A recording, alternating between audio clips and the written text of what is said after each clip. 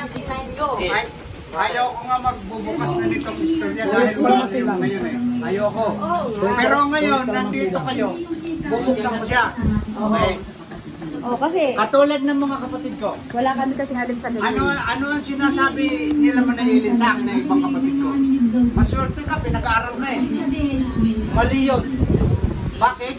Sabi ko sa inyo, bawat isang anak may karapatan na mag-claim sa magulang.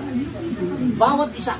Kaya kayo, lahat kayo may right, mag-claim kami ng isang kamanahilin ng 5 basic needs. Alam nyo yun, di ba? Food, clothing, shelter, education, medicine, etc. Karapatan yung bawat isa. Ngayon, nung mag-aral ang kuya, panganay, magaling, athlete, magaling manakbo. Binibilan ng tatay ko ng mga ng nanay ko ng mga gamit. Alam niyo ba kung saan pinulot ang kuya? Nagbubuhat ng gas. Sabi mo lang just pagdating mo ng dalig. Pagdating mo ng dalig, Pinag-aaral. sabi mo na kay Manang. Saan pinulot? Pwede ka maglakad. Nagalit ang lolo niyo. Yun eh, maprinsipyo yung matanda eh. Rachel, sabi mo nga yung address. Ngayon, di nagalit ang matanda. Di na mag-aaral yung mga babae. Total mga babae yan pag napangasawa larga. Nalagay itong 6 na ito na magkakapatid. Di, 8 kami, 8. Nene, 8 kami. Naglayas ang kuya. Nakita ang kuya nagbubuhat ng mga bigas doon sa binyang. Di ba sabi mo? Kargador. Kargador. Imbis na nandun sa school. Nagalit na yung lolo niyo. Itong mga susunod din na mag-aaral, mga babae yun, pag napangasawa, kukunin nyo yan. Walang nakapag-aral dito sa kanila. Wala ka na kalabaw. Pagdating sa akin, no! Hindi nyo ako pag-aralin, alis ko. Bit-bit ko lagi ang bag ko. Eh saan ka pupunta? Bahala ako sa buhay ko, hahanapin ko yung buhay ko, mag-aaral ako.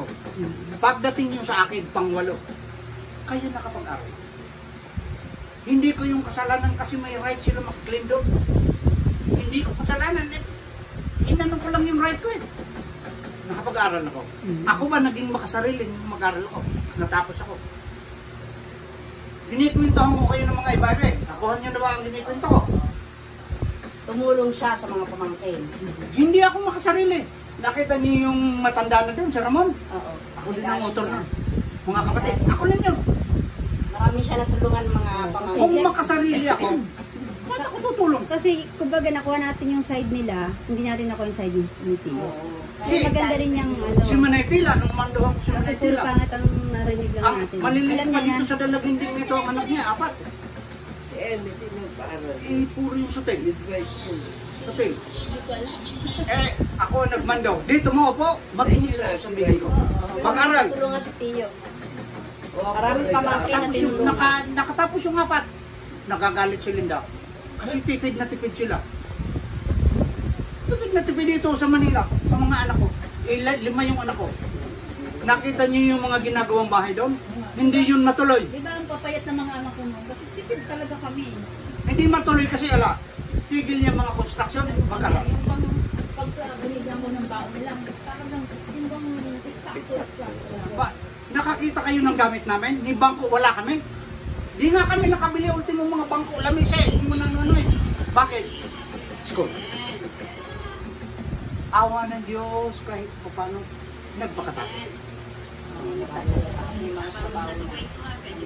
Hindi ako ninyo pwedeng paghanapan ng ganito. Pag pumunta ako sa inyo, pag may nakita akong mali, maniwala ka, papansinin ko yun. Otherwise, hindi na ako pupunta sa inyo. Ano ang selfie ko rin pupunta ako sa inyo? Para magpasikat? Nakukuha nyo? Hindi ako pumunta ro. Pumunta ako kay Berge. Berge, ano ito? Ipamilya mo ako. Para kaya pumunta pa ako.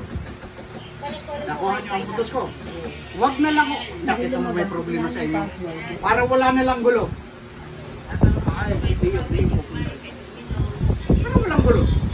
Gusto nyo ba, pagpunta namin, magsuntukan kami ng mga kapatid nyo. Huwag nang pumunta si Tio. Sabi nga ni Evelyn, Tio, may counting handaan sa bukid. Dumaan ka ron, pakakain, umalis ka na. Eh, may pagkain naman sa bahay, ba't ako nang pupunta?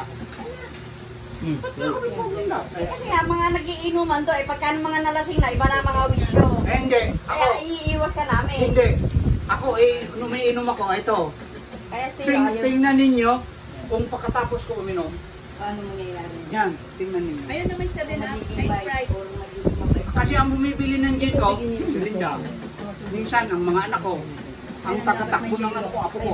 Papa, gin? Of course, of course.